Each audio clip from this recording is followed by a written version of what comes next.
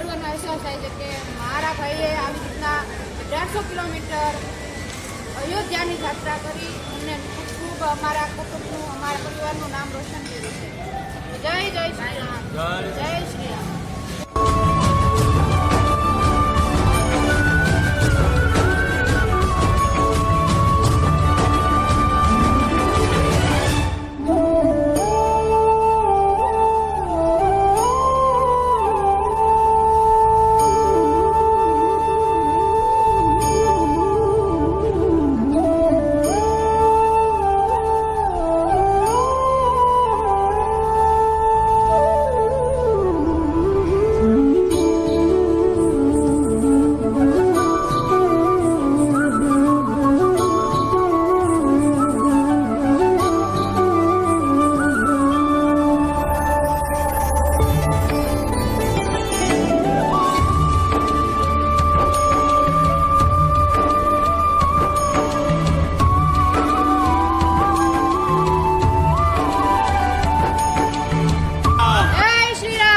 જય શ્રી રામ.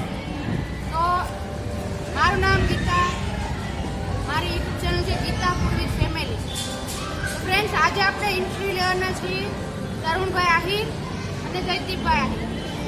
તો એ 1800 કિલોમીટર દ્વારકાથી અયોધ્યા સાયકલ લઈને દિવસ રાત એક કરીને કેટલા દિવસ 28 દિવસે અયોધ્યા પહોંચ્યા છે. તો આપણે આજે એનું ઇન્ટરવ્યૂ લેવા જઈ રહ્યા છીએ. તો થોડીક વાતો કરશું આપણે તરુણભાઈ સાથે. તરુણભાઈ, આપણે પહેલેથી શરૂ કરી, તમને આવો વિચાર આવ્યો ક્યાંથી? એમ મતલબ કે તમે આ સાયકલ લઈને જવાનું પછી અયોધ્યા જાવું, આવો વિચાર આવ્યો ક્યાંથી તમને? પ્રથમ તો જય શ્રી રામ. ભગવાન શ્રી રામ જ્યારે 500 વર્ષ પછી અયોધ્યાની અંદર બિરાજમાન થવા જઈ રહ્યા હતા ત્યારે સૌ કોઈ દર્શન કરવાને આતુર હોય, પણ અમને એવું થયું કે ભગવાન શ્રી રામ એટલા વર્ષ પછી એટલા સમય બાદ જ્યારે અયોધ્યાની અંદર આવી રહ્યા તો કંઈક અલગ કરી અને દર્શન કરવા માટે જઈએ. એટલે અમને ત્યાંથી એવો વિચાર આવ્યો અને અમે દ્વારકાધીશના દર્શન કરી અને દ્વારકાથી લઈ અને અયોધ્યા સુધી આ યાત્રાની શરૂઆત કરી. આપણે દ્વારકાધીશ પૂર્ણ પુરુષોત્તમ ભગવાન શ્રી કૃષ્ણ ભગવાન અને મર્યાદા પુરુષોત્તમ ભગવાન શ્રી રામની એક દ્વારકા નગરીથી લઈ અને અયોધ્યા નગરી સુધી આ યાત્રાની અમે પ્રારંભ કરીને 27 દિવસે યાત્રાને પૂર્ણ કરી.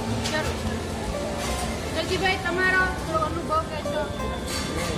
જય શ્રી રામ. પહેલાં તો બધાને અનુભવમાં તો રસ્તામાં બહુ બધું અમે જાણો કે ગુજરાત પછી જેમ કે મધ્યપ્રદેશ અને ઉત્તર પ્રદેશની અંદર એન્ટ્રી બે સ્ટેટ થઈને આપણે અયોધ્યાના દર્શન કર્યા છે.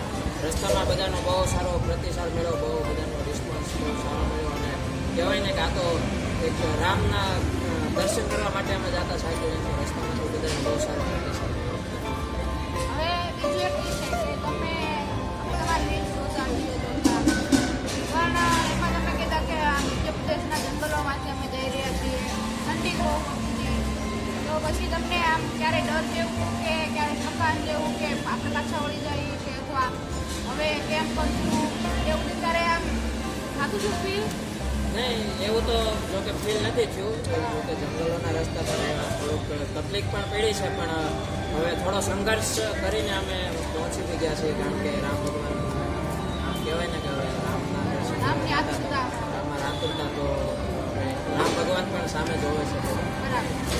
અને હવે બીજી એક વાત, તમે એવા અયોધ્યાની અંદર એન્ટર થયા, મીન્સ કે તમે 56 કિલોમીટર આગળ હતા ત્યારથી તમારી ખુશી વ્યક્ત થતી હતી વિડીયોમાં. તો જેવા તમે અંદર અયોધ્યાની અંદર એન્ટર થયા ત્યારે તમને કેવું ફીલ થયું, કેવું પ્રાઉડ ફીલ થયું, કેવી તમારી ખુશી કેવી હતી?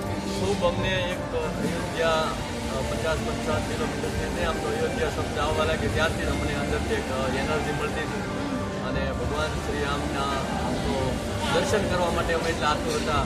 પછી ત્યાં જતા જ અમને કહેવાય ને કે ફૂલ એનર્જી પણ ઉત્પન્ન થઈ અને અમે અમારી જાતને પણ ભાગ્યશાળી માનીએ કે ભગવાન શ્રી રામ 500 વર્ષ પછી અયોધ્યાની અંદર આવ્યા અને 22 તારીખે બધાને ખ્યાલ હશે કે પ્રાણ પ્રતિષ્ઠા મહોત્સવ થયો. ત્યારબાદ તુરંત અમને ભગવાન શ્રી રામના દર્શન કરવાનું સૌભાગ્ય પ્રાપ્ત થયું અને એમાં બી અમે સાયકલ લઈ અને 1800 કિમીની યાત્રા કરીને ત્યાં પહોંચ્યા.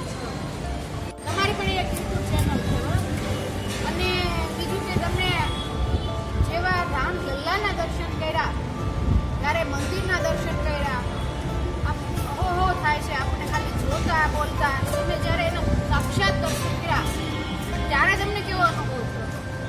અને આમ તો કહેવાય ને કે આમ આપણે બધા મૂર્તિની વાત કરીએ રામ ભગવાન રામલલ્લાની, તો આપણે ફોટામાં વિડીયોમાં જોતા ત્યારથી જ અમને એમ થતું કે ભાઈ આ અમને ક્યારે જોવા મળતું, કારણ કે અમે રસ્તા ઉપર હતા એટલે અહીંયા પહોંચ્યા અને જ્યારે પહેલાં દર્શન થયા ત્યારે અંદરથી આમ કહેવાય ને કે મજા અલગ જ મજા પ્રાપ્ત થાય કે કરવાની ભાવના આપણને અંદરથી થાય કે જોઈએ તો આમ થાય કે ભાઈ, અને કહેવાય છે કે ભગવાન શ્રી રામ જ્યારે મૂર્તિની પ્રાણ પ્રતિષ્ઠા થઈ અને થયા બાદ મૂર્તિ પણ અલગ એમાં ચેન્જીસ થયા છે એવું પણ કહે અને જોયું પણ છે. એટલે ઘણો બધો એમાં પણ એક આસ્થા હોય, આસ્થા એક મોટી વસ્તુ છે અને આસ્થા તમામ વસ્તુ કરવા માટે મજબૂર કરે છે. સરસ. તો જ્યોતિભાઈ તમે એવું કાંઈ કહેશો હવે આગળ?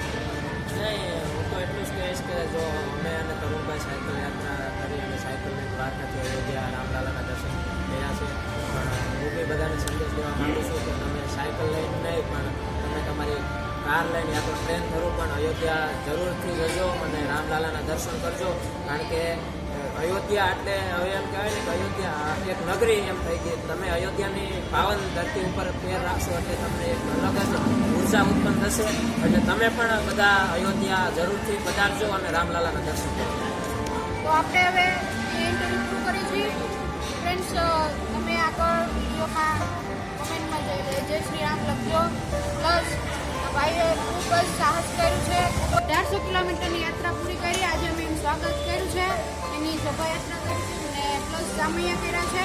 તરુણભાઈ મારો ભાઈ છે અને અમને ખૂબ જ ગર્વ અનુભવ થાય છે અને ખૂબ જ અંદરથી ગર્વનો અહેસાસ થાય છે કે મારા ભાઈએ આવી રીતના 1800 કિલોમીટર અયોધ્યાની યાત્રા કરી અને ખૂબ અમારા કુટુંબનું, અમારા પરિવારનું નામ રોશન કર્યું છે.